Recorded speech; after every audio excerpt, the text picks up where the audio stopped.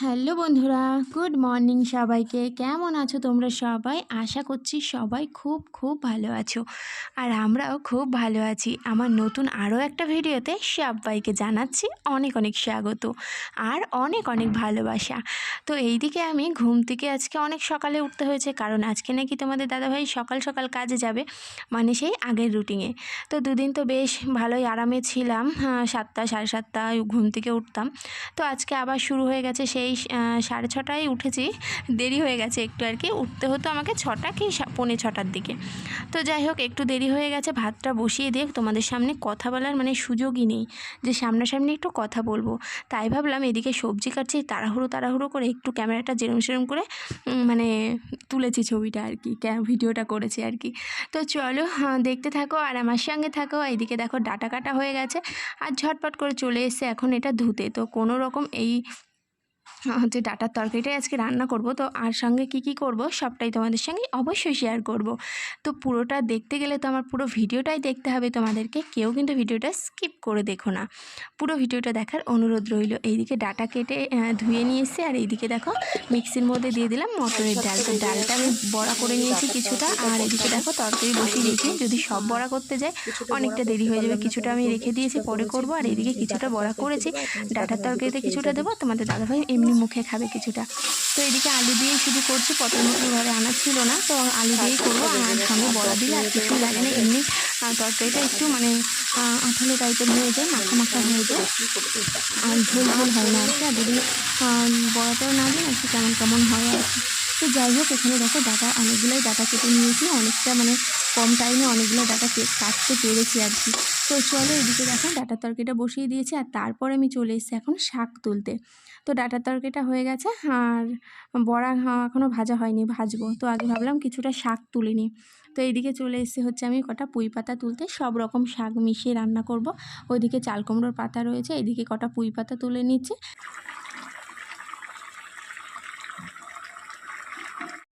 ডাঁটার তরকারিটা নামিয়ে রেখে আমি এদিকে তোমাদের দাদাভাইকে খেতে দিয়ে দিচ্ছি। আর কচু শাকও তুলেছি, কচু শাকটা তোলা তোমাদের সঙ্গে শেয়ার করা হয়নি।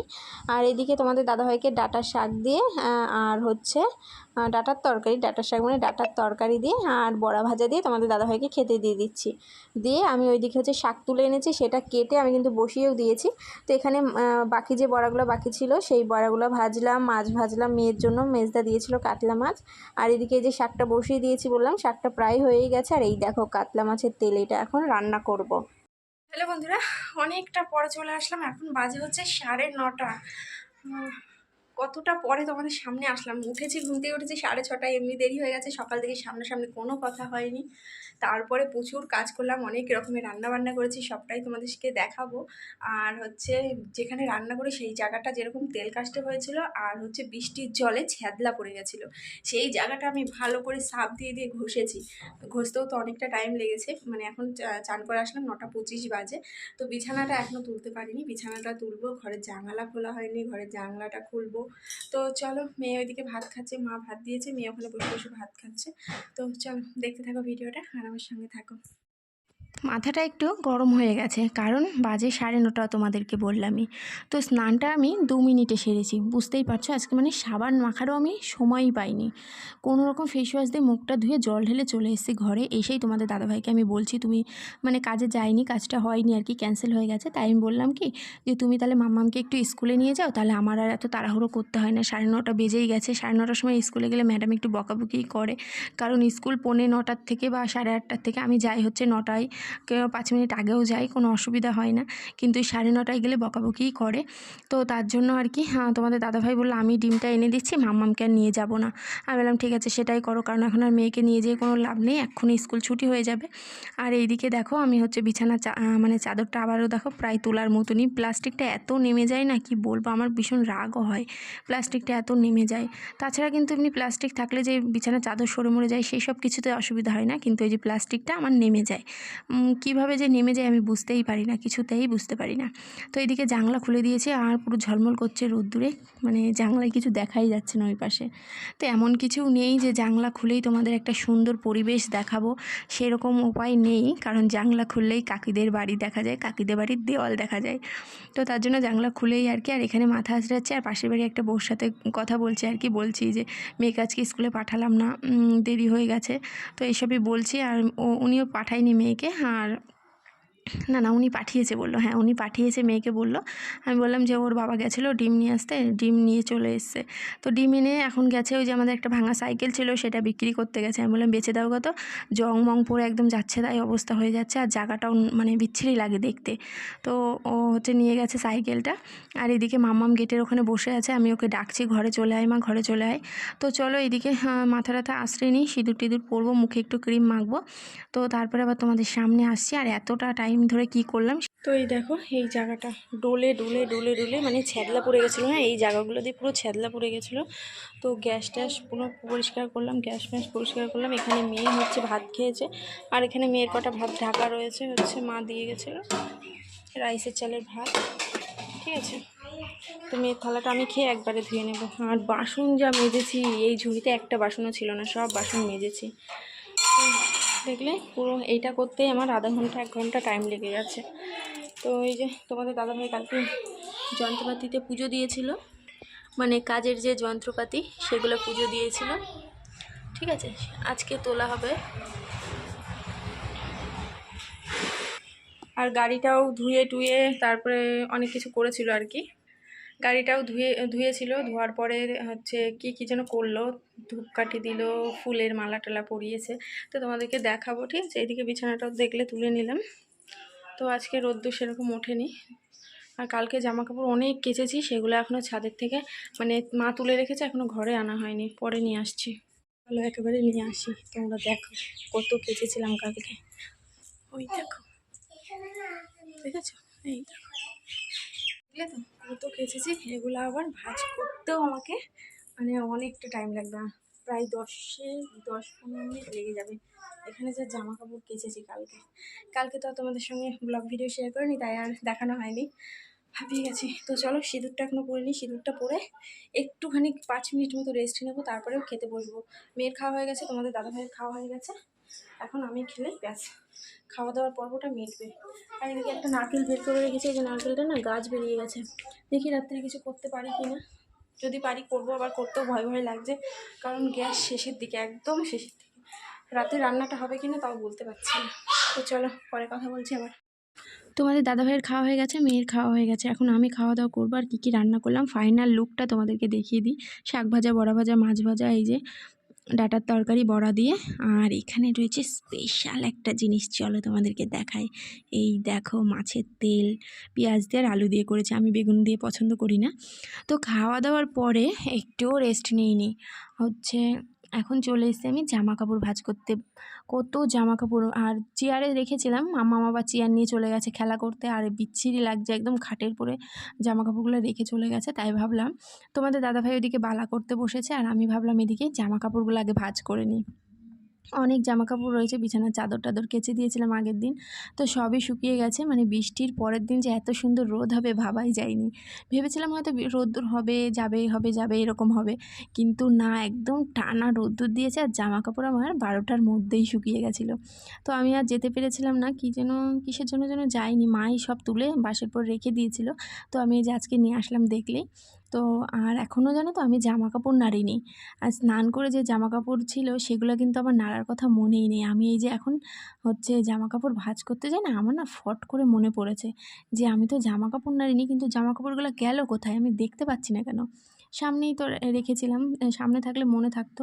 তো যেহেতু ভয়েসটা পরে দিচ্ছি তাই বলতে পারছি, জামা কাপড়গুলো বালতি ধরে কে যেন সিঁড়ির তলায় রেখে দিয়েছিল, আমি আর মানে চোখেও দেখিনি। আর এদিকে তোমাদের দাদাভাইয়ের সাথে আমি বলছি, দেখো এখন যে কী গো জামা কাপড়গুলো তুমি নেড়েছো, বলছে কই না তো, আমি যে কই, আমি তো দেখতে পাচ্ছি না কোথায়। তারপরে যেয়ে দেখি সিঁড়ির তলায়, তো সিঁড়ির তলায় জামা কাপড়ের বালতিটা রেখেছিল, নিশ্চয়ই মা নয় বাবা কেউ একজনে রেখেছিল। তো আমি এইদিকে দেখো চলে এসেছি এখন ছাদে। এখন বাজে হচ্ছে কটা, 12টা মনে হয় বাজেই, না বাজলেও মানে কাছাকাছি। এইদিকে দেখো জামা কাপড় কাপড় নেড়ে দিচ্ছি। আর ছাদে যা রোদ্দুর আছে শুকিয়ে যাবে, মানে 5-10 মিনিটেই শুকিয়ে যাবে। তো এদিকে নাইটি ছিল আর মাম্মামের কিছু জামা কাপড় ছিল, একটা ক্যাথা ছিল। ক্যাথাটা খুব একটা ছোট না, আবার খুব একটা বড়ও না, মানে আমাদের গায়ে দেওয়ার মতো না। মাম্মামেরই হচ্ছে ছোটোবেলায় ওইটা গায়ে দিতাম, মা বানিয়ে দিয়ে গেছিলো। তো যাই হোক, এদিকে দেখো তোমাদের সঙ্গে গল্প করতে করতে আমার কিন্তু সব জামা কাপড় নাড়া হয়ে গেল, আর পা মোছারটাও একটু উল্টো পাল্টে দিচ্ছি।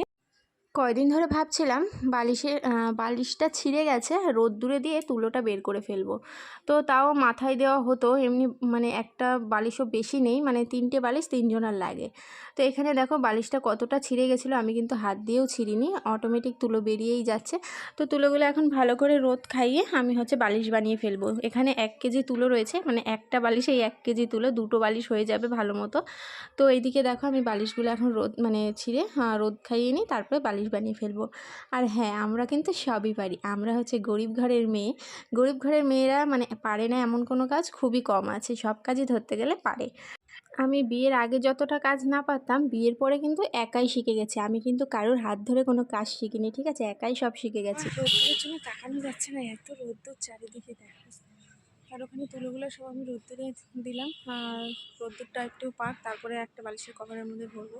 আর এখন এই গাছের ছাওয়ায় একটু দাঁড়িয়ে আছি, দেখো এই সজনে গাছটাও কাটা হয়ে যাবে, তখন আর ছায়া পাবো না, কোথাও পাবো না ছায়া। তো চলো বালিশের কভার, এই বালিশের তুলোগুলো শুকাক, কাপড়ের মধ্যে পরে ভরে সেলাই করে দেব। গরিব ঘরের মেয়ে আমরা, সব কাজই জানি টুকটাক, ঠিক আছে। তো চলো নিচে যাই, তোমাদের দাদাভাই বালা করছে, আর মাম্মা ওই পাশের বাড়ি খেলতে গেছে, আনতে যাবো এখন। চলো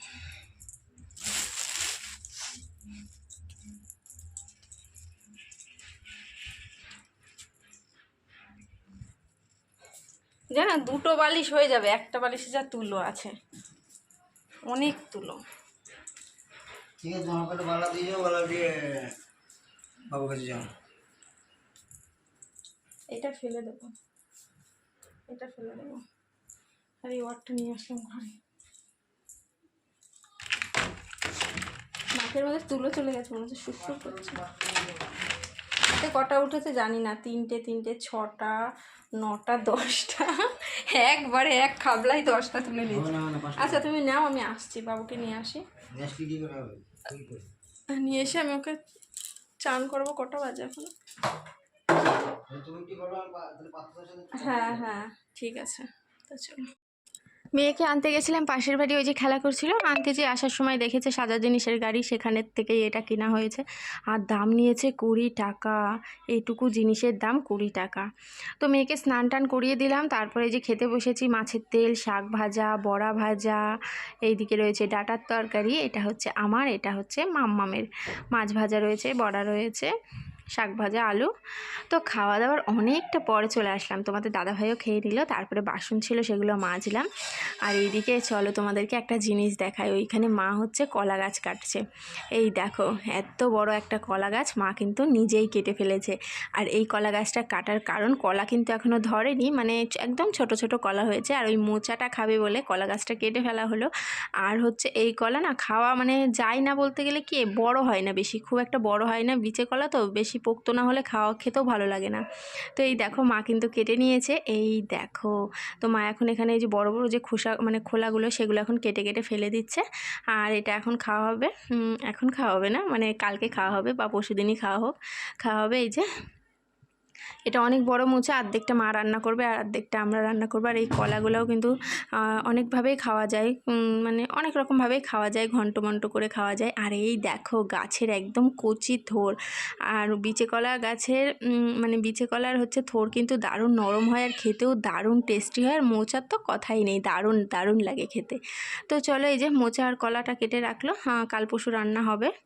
তো তারপরে রেডি হয়ে একটু ঘুমিয়ে নিয়েছি, মনে হয় আধা ঘন্টা কি 1 ঘন্টা মতো ঘুমিয়ে নিয়েছি। তারপরে সোজা চলে এসেছি রানাঘাট।